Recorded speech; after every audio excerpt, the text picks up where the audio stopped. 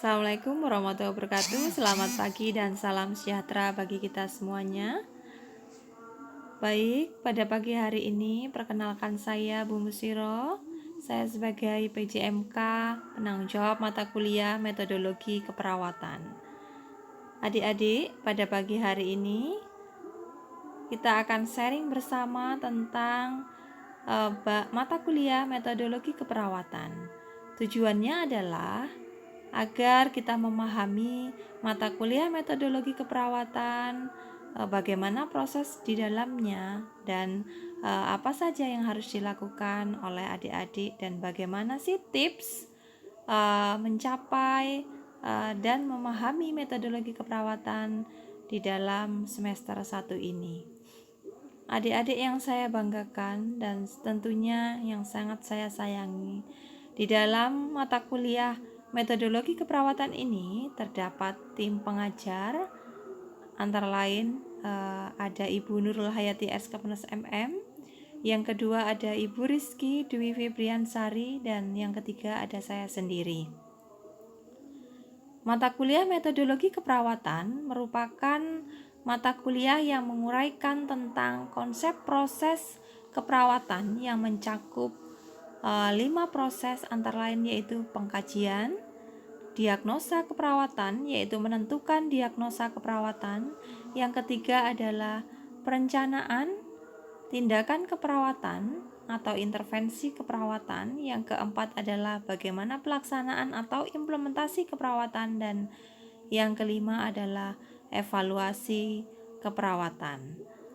Kemudian, bagaimana pelaksanaan tindakan ini sendiri dengan menerapkan prinsip-prinsip berpikir kritis. Adik-adik yang saya banggakan, di dalam mata kuliah ini diharapkan mahasiswa mampu menjelaskan konsep berpikir kritis. Yang kedua adalah mahasiswa mampu menjelaskan proses keperawatan. Dan yang ketiga adalah mahasiswa mampu membandingkan metode ilmiah dan proses keperawatan sebagai metode penyelesaian masalah keperawatan. Yang keempat adalah bagaimana mahasiswa mampu menerapkan langkah-langkah metode ilmiah dalam penyelesaian masalah klien dalam proses keperawatan. Yang kelima adalah mahasiswa mampu mengumpulkan data, menganalisa data, kemudian merumuskan masalah yang terjadi pada klien.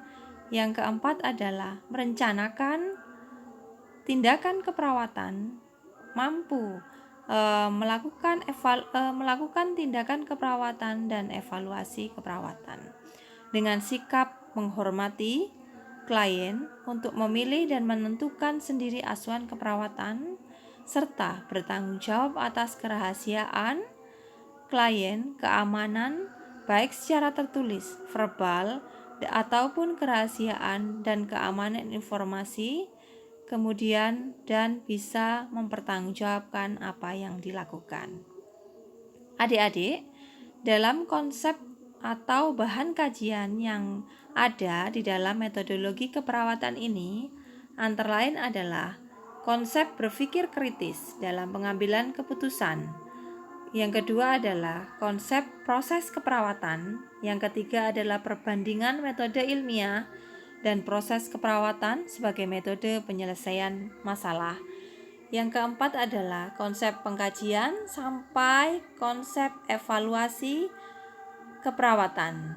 Kemudian di dalam metodologi keperawatan ini sendiri, selain teori ada praktikum. Di dalam praktek ini diharapkan di dalam bahan pengkajian, di dalam bahan kajian metodologi keperawatan ada pengkajian, praktek pengkajian. Yang kedua adalah praktek menetapkan masalah diagnosa keperawatan. Yang ketiga adalah menyusun rencana asuhan keperawatan, dan yang keempat adalah menetapkan tindakan keperawatan serta bagaimana strategi evaluasi dan praktek menetapkan langkah-langkah metode ilmiah dalam penyelesaian masalah. Adik-adik, selain itu kita harus mempunyai kemampuan terhadap penilaian klinis dalam praktek keperawatan. Bahan kajian ini ataupun literatur atau sumber yang digunakan yaitu antara lain sudah kami sebutkan di dalam silabus. Nanti adik-adik bisa membaca.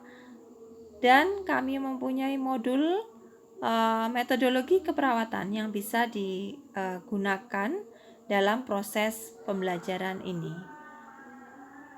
Itu saja yang bisa saya sampaikan. Terima kasih. Semangat belajar. Salam sehat untuk kita semua.